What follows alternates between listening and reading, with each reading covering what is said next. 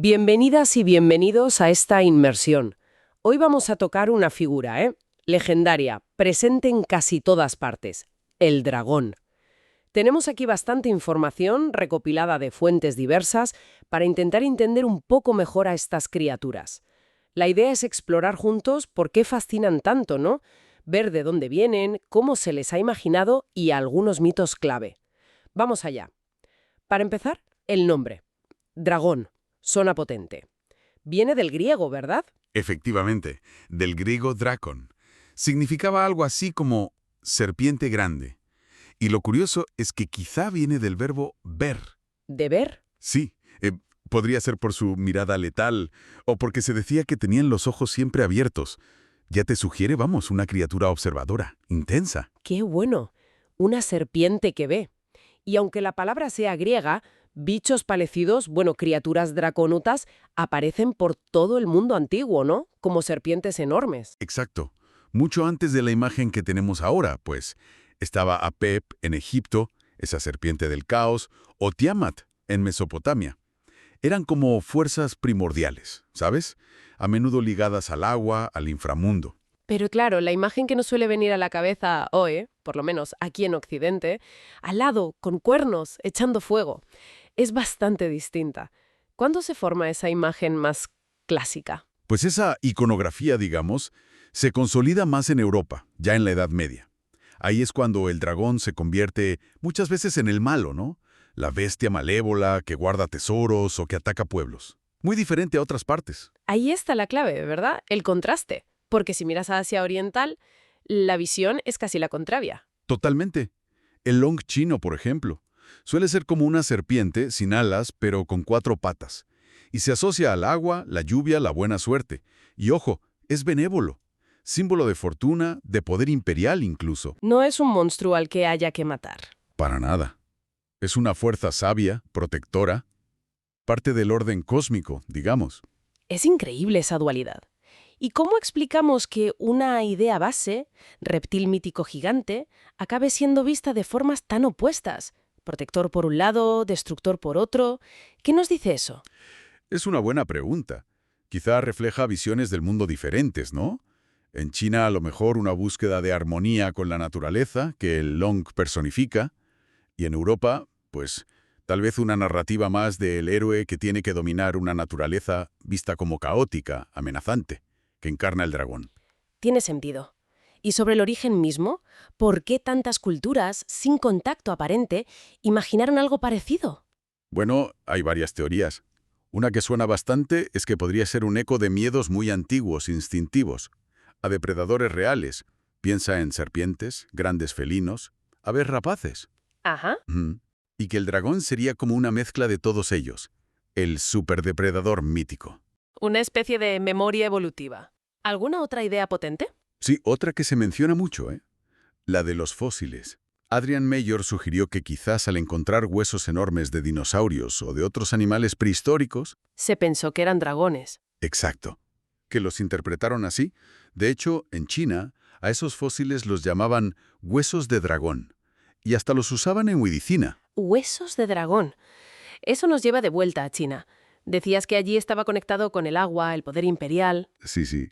El emperador mismo era considerado como su encarnación en la tierra.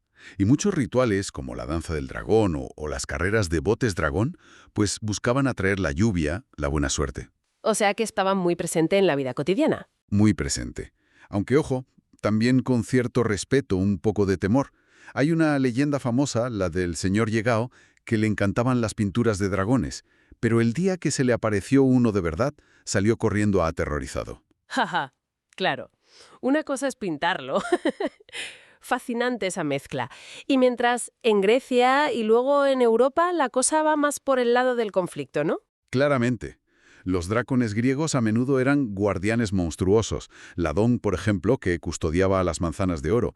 O la hidra de Lerna, ¿te acuerdas? Que Heracles tuvo que luchar contra ella. La narrativa es la del héroe contra el monstruo. El desafío a superar. Y eso se acentúa más tarde con el cristianismo. Sin duda. La leyenda de San Jorge y el dragón es el ejemplo perfecto. El caballero santo que vence a la bestia, que a menudo simboliza el paganismo, el mal, a veces directamente a Satanás. El dragón se convierte en el enemigo de la fe. Incluso en la heráldica aparecen, ¿no? Sí, mucho. A veces distinguen entre el dragón de 4 patas y el gíberno, que tiene 2, cargados de simbolismo.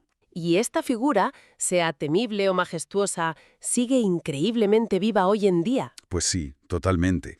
Piensa en Smaug, el de Tolkien, el arquetipo casi perfecto del dragón occidental, ¿no? Codicioso, inteligente, peligroso, o bueno, en Juego de Tronos, que son centrales, o en juegos como Dungeons and Dragons. Sigue ahí, con una fuerza simbólica enorme. Así que hemos visto un viaje increíble, desde serpientes cósmicas y protectores ligados al agua en Oriente hasta guardianes feroces y símbolos del mal en Occidente. Una criatura, pero con 1000 caras. Sí, y lo que a mí me parece más llamativo es eso, cómo una misma idea base, ese reptil mítico tan poderoso, ha servido para que tantas culturas proyecten cosas tan distintas, miedos, esperanzas, su visión del mundo, del heroísmo. Y aún así, la fascinación es universal, persiste. Queda esa pregunta en el aire. ¿Qué tendrá esta figura que nos toca tan adentro en la psique humana para que siga resonando con tanta fuerza, da igual dónde y cuándo? Algo para seguir pensando, desde luego.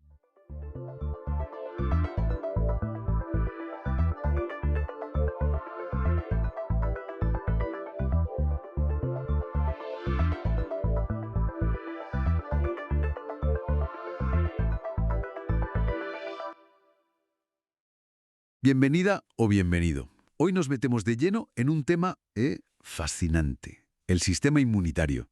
Vamos a usar como guía un artículo bastante completo de Wikipedia para intentar entender cómo funciona esto de las defensas del cuerpo, que es una red biológica, la verdad, increíblemente compleja. Sí, mucho. Podríamos verlo como, no sé, como un ejército quizás, con varias líneas de defensa. El artículo va desde las barreras físicas, lo más obvio, hasta respuestas celulares súper específicas. Habrá que ir desgranándolo, ¿no? Exacto. Lo primero, yo creo, es entender que no es una cosa única. Son, como mínimo, dos grandes subsistemas que colaboran, el innato y el adaptativo. Y cada uno, pues, con sus herramientas, sus estrategias. Pero ambos se basan en algo crucial: saber qué es del cuerpo y qué no. Distinguir lo propio de lo ajeno. Esa es la clave de todo. Vale, pues empecemos por fuera, por lo más básico, las barreras superficiales. La piel, las mucosas, incluso, bueno, la tos o las lágrimas, eso cuenta como primera línea. Claro, claro. Son defensas mecánicas, químicas e incluso biológicas. Ah, es verdad, el artículo menciona eso de la flora comensal, nuestras propias bacterias ayudando. Justo, compiten con los patógenos por sitio y recursos. Pero bueno, a veces algo consigue entrar. Y ahí es cuando salta el sistema inmunitario innato. Es la respuesta, digamos, inmediata. Ya está lista, preconfigurada. Aunque no es específica, ¿eh? Actúa contra grupos grandes de sospechosos, por así decirlo. No contra uno en concreto. Reconoce señales de peligro generales. Y aquí es donde vemos a los fagocitos, ¿verdad? Como los neutrófilos y los macrófagos.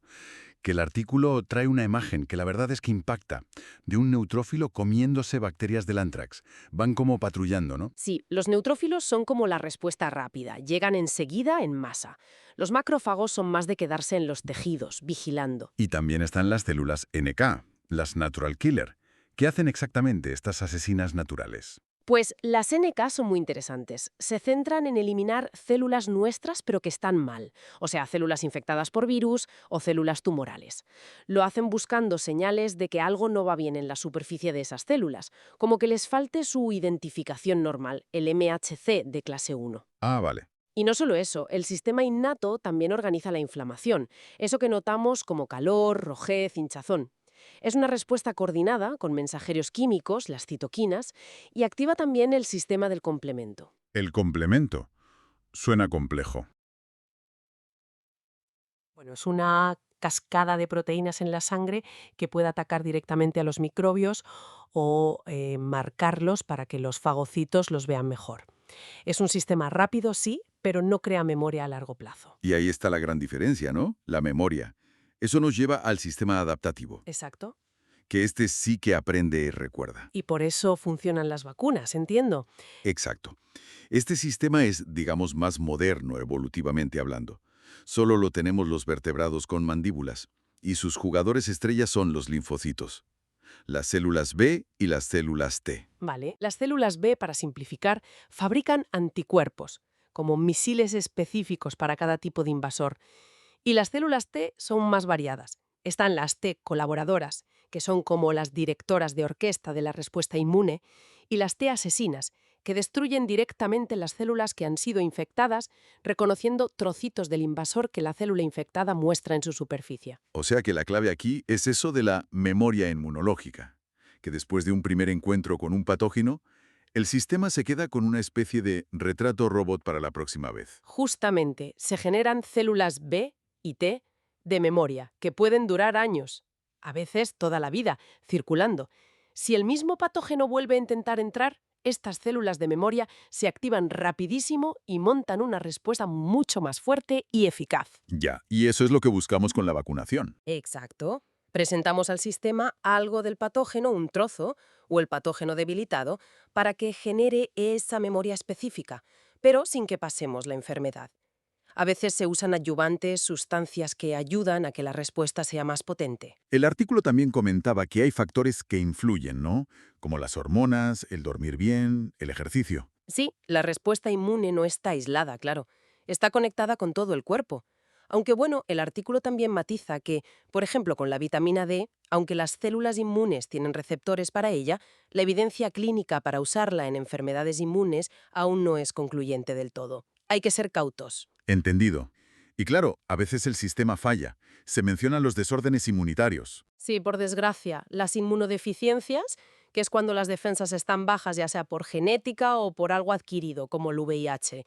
Luego está la autoinmunidad, que es un error terrible. El sistema ataca lo propio, como en la artritis reumatoide, la diabetes tipo 1. Uf, Y la hipersensibilidad, que son las reacciones exageradas, como las alergias. vale. Entonces, resumiendo mucho. Tenemos una defensa innata, que es rápida pero general, y una adaptativa que tarda más la primera vez, pero es súper específica, potente y sobre todo tiene memoria. ¿Son como dos caras de la misma moneda? Exactamente. Y están en constante comunicación, interactuando. Una maquinaria muy compleja. Quizá un punto interesante para reflexionar pensando en todo esto es que los patógenos no se quedan quietos, ¿sabes? Evolucionan súper rápido para intentar esquivarnos, cambian, se esconden. Entonces la pregunta es, ¿cómo consigue nuestro sistema inmunitario mantener ese equilibrio tan delicado? ¿Ser agresivo contra lo que viene de fuera, pero a la vez tolerante con nosotros mismos, en un mundo lleno de microbios que están siempre cambiando? Uf, una pregunta clave, desde luego. ¿Da para pensar? Pues lo dejamos aquí por hoy. Hasta la próxima exploración del conocimiento.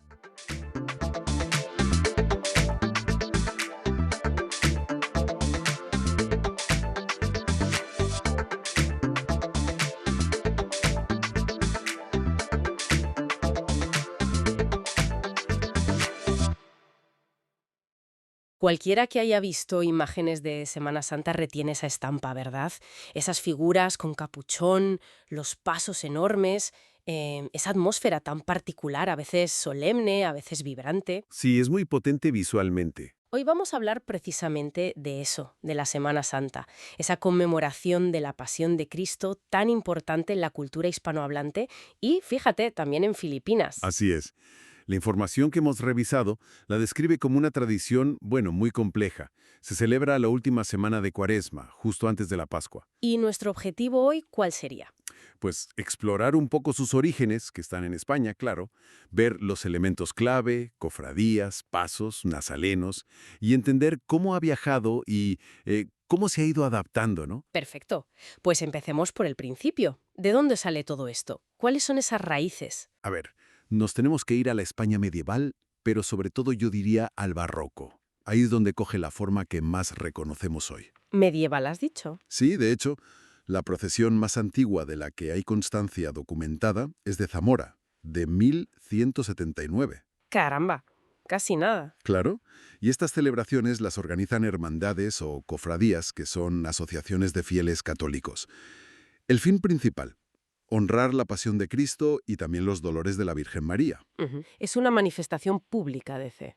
Y una de las cosas más espectaculares son los pasos, esas estructuras enormes que llevan por las calles. Sin duda.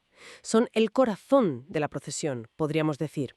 Son plataformas, sí, pero muy ornamentadas, que llevan esculturas, escenas de la Pasión o imágenes de la Virgen Dolorosa, por ejemplo. Y no son cualquier escultura, ¿verdad? No, no, que va. Muchas son tallas con siglos de antigüedad, auténticas obras de arte. Pensemos en escultores como Martínez Montañés en Sevilla, Gregorio Fernández en Valladolid o Salzillo en Murcia.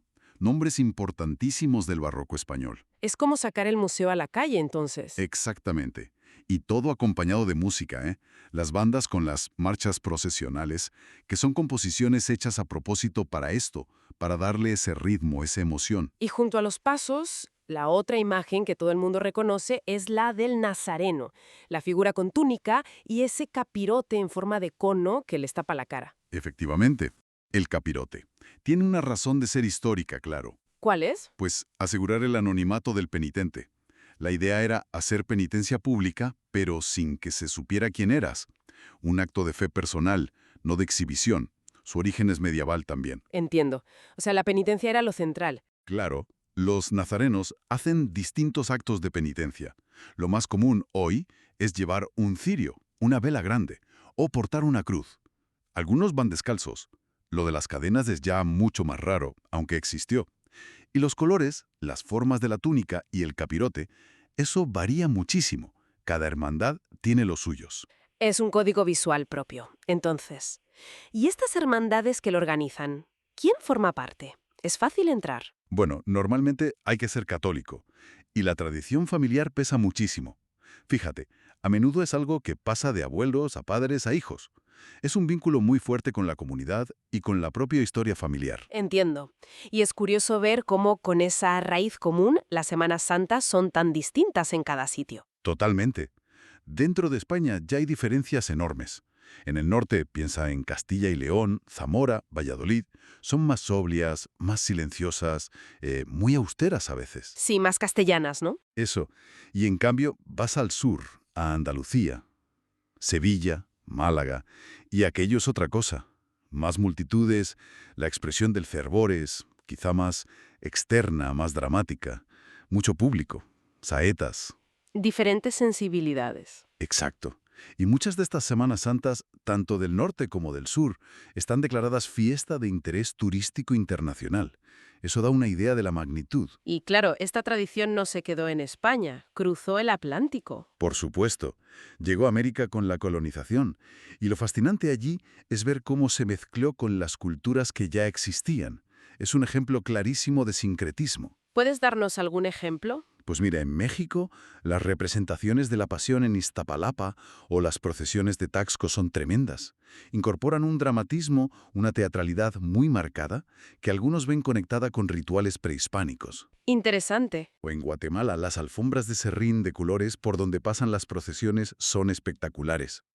Y también hay quien sugiere posibles ecos de tradiciones mayas en la forma de organizarse o en ciertos símbolos. Y bueno, podríamos hablar de Popayán en Colombia, de Ayacucho en Perú. Cada lugar le ha dado su toque. Esta capacidad de fusión es increíble. Y no solo en América, ¿eh? En Filipinas, por su historia, la tradición sigue vivísima. Conservan hasta el nombre, Semana Santa. Y hay huellas en Sicilia, por la presencia española antigua. E incluso en el sur de Francia, en zonas catalanoparlantes, con las procesiones de la Sanche en Perpiñán. Entonces, si tuviéramos que resumir el significado de todo esto, ¿qué diríamos? Va más allá de la religión, parece. Absolutamente. Es un fenómeno cultural total. Ha inspirado a muchísimos artistas, pintores como Zuloaga, poetas como Machado o Lorca, músicos como Turina, incluso el cine. Refleja muchas cosas, ¿no? Identidad, tradición. Exacto. Identidad colectiva, la relación con el pasado, cómo se expresa el dolor, la fe, la esperanza. Es muy profundo. Entonces, resumiendo mucho, es una mezcla de devoción, sin duda, pero también de arte espectacular los pasos, de participación de la gente, cofradías, nazarenos, y con una carga histórica enorme. Precisamente eso. Es una tradición que sigue viva, que conecta el pasado y el presente y que se manifiesta de formas muy diversas, pero conectadas en muchísimos lugares. Y nos deja pensando en algo, ¿verdad? Sí, Yo creo que sí. Volviendo a esa idea del sincretismo, sobre todo en América Latina, con esa mezcla con lo precolombino. Ajá. ¿Qué nos dice eso sobre la cultura? Sobre cómo las tradiciones no son bloques fijos, sino que viajan, se encuentran con otras, se transforman y acaban creando algo nuevo, con un significado propio para la gente de cada lugar. Es una lección sobre la adaptación y la creatividad cultural, ¿no crees?